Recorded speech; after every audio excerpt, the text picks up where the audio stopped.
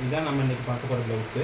இந்த லைனிங் ப்ளவுஸுக்கு நம்ம எப்படி வந்து ப்ளவுஸ் லைனிங் கட் பண்ணி ஒரிஜினல் எப்படி எடுக்க போகிறோம்னு பார்க்க போகிறோம்.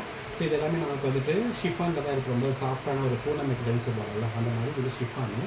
ஸோ அதுக்கு ஆப்டான லைனிங் மெட்டீரியல் நம்ம எடுத்திருக்கோம். 1 மீட்ரு நம்ம லைனிங் எடுத்திருக்கோம்.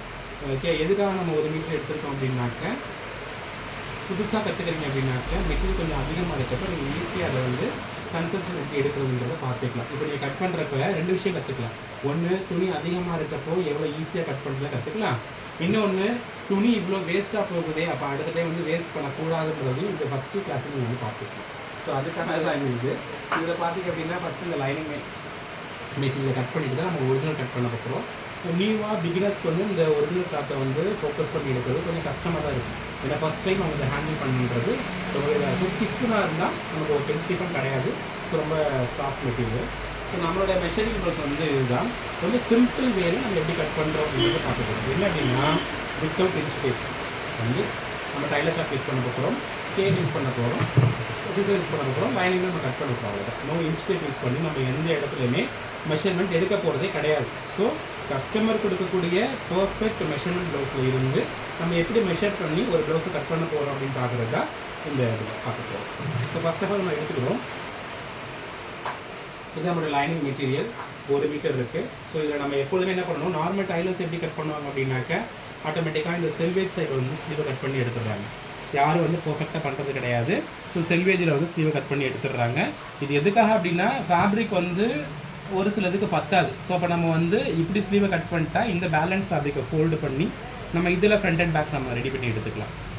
அதுக்காக தான் இங்கே கட் பண்ணுவாங்க. ஸோ கஸ்டமர் நிறைய பேர் இருப்பாங்க, எனக்கு 80 பாயிண்ட் போதும், 70 பாயிண்ட் போதும் அப்படின்றவங்க நிறைய பேர் இருப்பாங்க. ஸோ அந்த மாதிரி இருக்கிறவங்களுக்கு நம்ம எதுவும் பண்ண முடியாது. நமக்கு ஃப்ரீக்வெண்ட்டாக மெட்டீரியல் கொடுக்குறவங்களுக்கு நம்ம வந்து ஸ்லீவை ஸ்ட்ரெயிட் கிரைனில் போட்டு தரணும். ஒரு மெட்டீரியல் நம்ம எடுக்கும் பொழுது அதில் ஸ்ட்ரெயிட் கிரைன், கிராஸ் லைன் பார்க்கணும். ஸோ இதுதான் இதில் ஸ்ட்ரைட்டு, இதில் வந்து இதான் கிராஸு.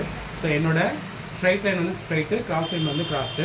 இது எப்படி வரும்னு பார்த்தீங்கன்னா, இந்த இருக்குது பார்த்தீங்களா, செல்வேஜ் இருக்குது பார்த்தீங்களா, இந்த செல்வேஜ். ஸோ திக்காக இருக்குது பார்த்தீங்களா, இது ஒரு 4 இன்ச்சுக்கு வரும். இந்த செல்வேஜிலிருந்து பேரலாக இதுக்கு இணையாகவே இது இப்படி நேராக போகுது பார்த்தீங்களா, இதோடையே போகக்கூடிய எல்லா நூலுமே நேர் நூல்னு சொல்லுவோம்.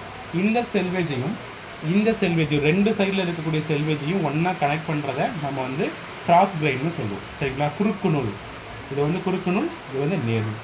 ஸோ ஒரு கார்மெண்ட்டை பொறுத்தளவில் நமக்கு எல்லா இடமுமே வந்து ஸ்ட்ரெயிட் கிரைனில் தான் இருக்கணும். சரிங்களா, எக்ஸப்ட் கிராஸ் கட்டிங் நமக்கு வந்து ஸ்ட்ரெயிட் கிரைனில் தான் வேணும். ஸோ நம்ம ஸ்லீவ் ஸ்ட்ரெயிட் கிரைனில் போடுறோம் அப்படின்றப்ப ஒரு பர்ஃபெக்ட் ஃபிட்டிங், நீட்னஸ், ஃபினிஷிங் நமக்கு கிடைக்கும். இதெல்லாம் தாண்டி அதுதான் கரெக்டும் கூட. நம்ம வந்து மெட்டீரியலுக்காக நம்ம இது பண்ணக்கூடாது. ஸோ அதுக்கு நானுமே வந்து ப்ராப்பர் தான் போடுவோம். இதில் மெட்டீரியல் கம்மியாக கொடுக்குற கஸ்டமருக்கு நம்ம வந்து இப்படி தான் நம்ம ஸ்லீவ் கட் பண்ணுவோம். வேறு வழியே கிடையாது, அவங்க கொடுத்துருக்கிறது அதுதான். ஸோ இப்போ இந்த பார்ட் நம்ம ஸ்லீவாக கட் பண்ணி எடுத்துக்க போகிறோம். சும்மா ஒரு மார்க்கிங்காக நான் பண்ணி காமிச்சேன், இப்படி எடுக்கணும் அப்படின்றதுக்காக. பட் இது வந்து தப்பு. துணி இல்லை அப்படின்றப்போ தவிர்க்க முடியாத சூழ்நிலை நம்ம எடுத்துக்கலாம். நமக்கு மெட்டீரியல் இருக்குது அப்படின்றப்போ நம்ம ஸ்ட்ரெயிட் இப்படி தான் நம்ம ஸ்லீவை கட் பண்ணி எடுக்க போகிறோம். இதெல்லாம் ஸ்லீவை கட் பண்ணி எடுக்க போகிறோம். ஸோ இந்த பேலன்ஸில் நம்ம பேக்கு ஃப்ரண்ட்டு கட் பண்ணி எடுக்க போகிறோம். பார்க்கலாமா? ஸோ இப்போ நம்ம வந்துட்டு எப்படி மெஷர்மெண்ட் ப்ளவுஸை வச்சு நம்ம மார்க் பண்ணி கட் பண்ண போகிறோம் அப்படின்றத பார்க்கலாம். ஸோ இந்த 2 செல்வேஜையும் சேர்த்து 2ஆக மடிக்கிறோம். திரும்ப அதோட மிட்வே என்ன இருக்கோ அதை நம்ம மடிச்சுக்கிறோம்.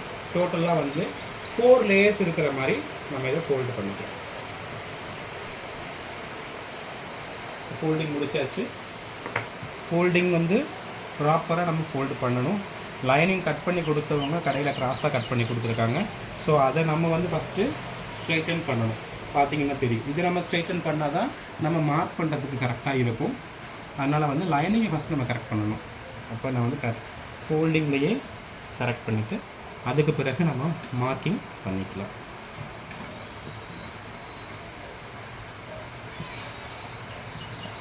இப்போ புரியுதா? ஃபோல்டிங் போட்டாச்சு. இப்போ இதில் பார்த்தீங்கன்னா 4 லேயர் இருக்குது.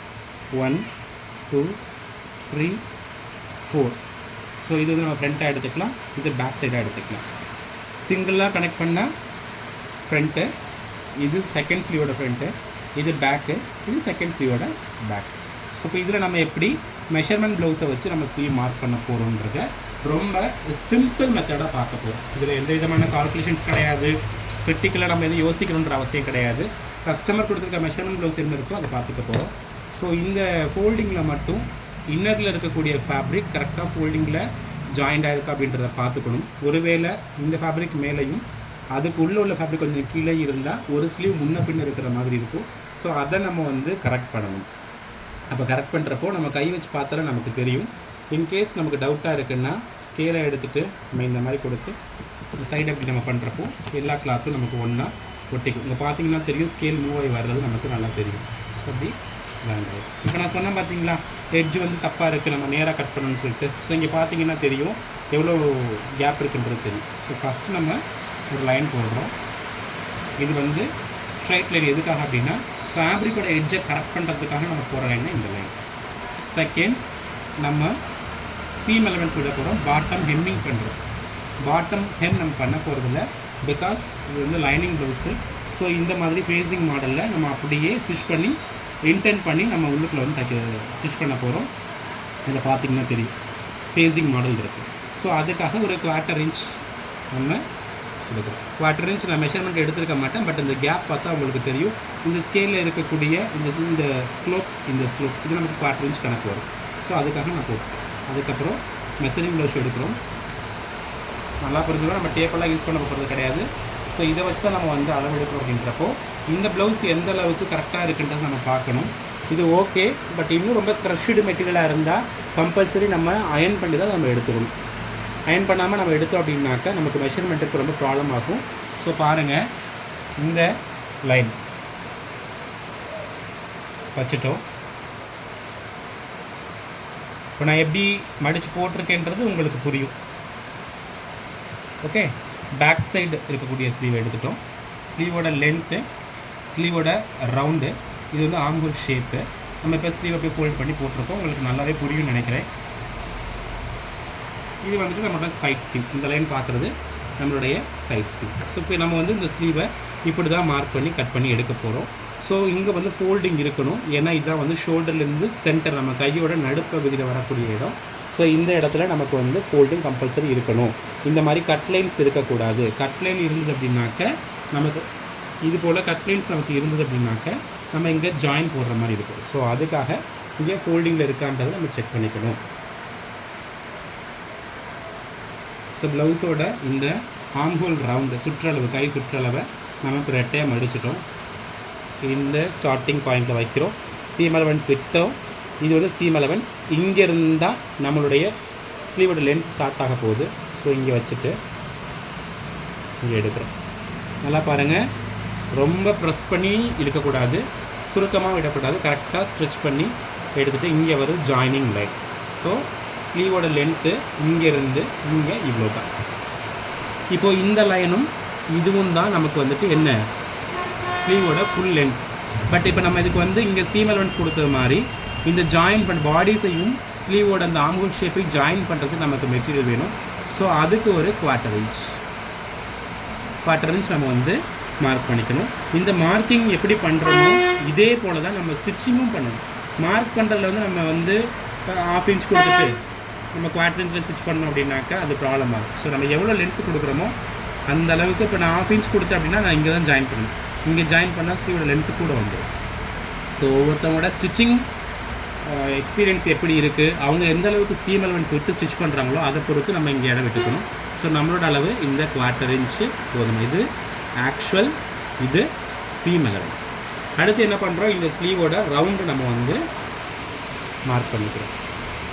இது வந்து பிகினர்ஸ்க்கு ரொம்பவே யூஸ்ஃபுல்லாக இருக்கும். ஸோ இந்த ரவுண்டு இங்கே நம்ம மார்க் பண்ணுறோம். சும்மா ஜஸ்ட் ஒரு லைன் மட்டும்.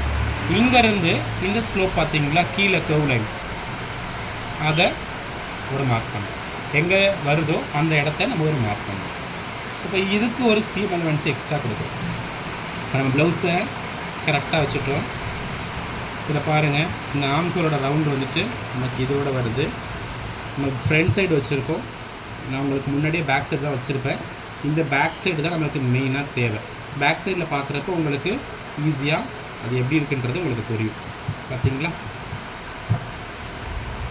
ஸோ லென்த், ரவுண்ட், இந்த ஆர்ம்ஹோல் டிப் இதெல்லாம் வச்சுட்டு இங்கேருந்து நம்ம மார்க் பண்ணுறது எக்ஸ்பீரியன்ஸ் தான். நீங்களே கர்வ் மார்க் பண்ணிக்கலாம். டவுட்டாக இருக்குன்னா இப்போ இந்த ஸ்லீவை நம்ம பர்ஃபெக்டாக வச்சுட்டோம். இந்த ஸ்டிச் லைன் இருக்குது பார்த்தீங்களா, அந்த இடத்த மார்க் பண்ணி ஃபேப்ரிக் எடுத்துகிட்டு ஒரு மார்க்.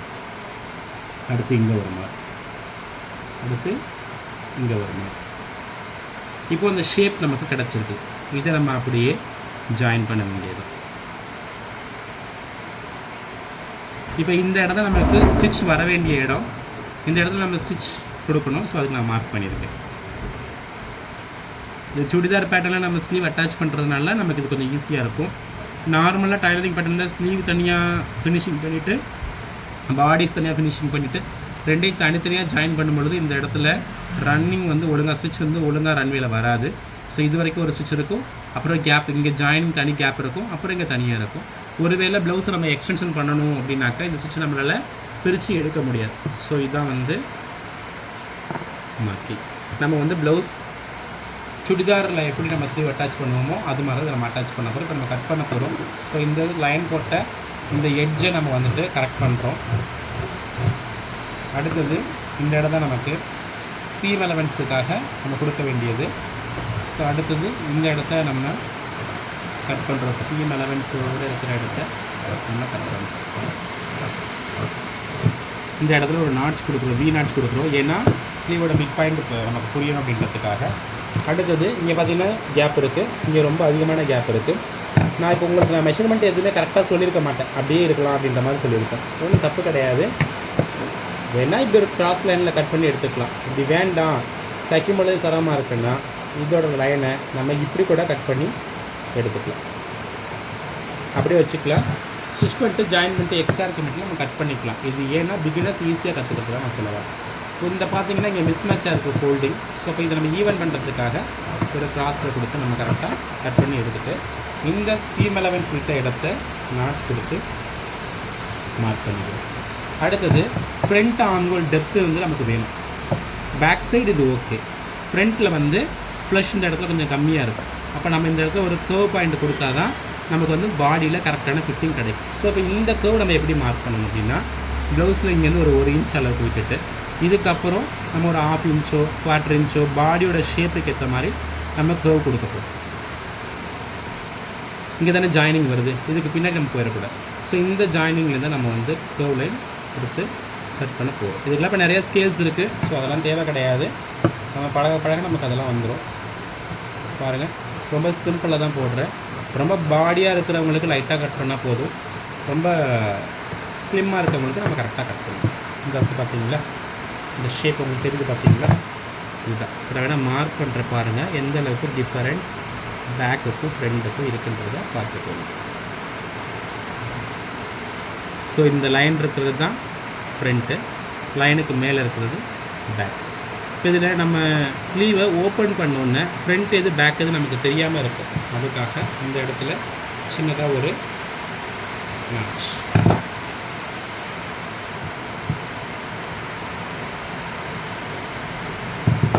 இப்போ பாருங்கள், நமக்கு ஸ்லீவ் கிடச்சிருச்சு. பேக் ஃப்ரண்ட் 2 பீஸ் இருக்குது. ஓகேங்களா, நம்ம லைனிங் எடுத்தாச்சு. இதுக்கு நம்ம ஃபேஸ் ஃபேப்ரிக் கட் பண்ணுவோம். பார்க்கலாம்.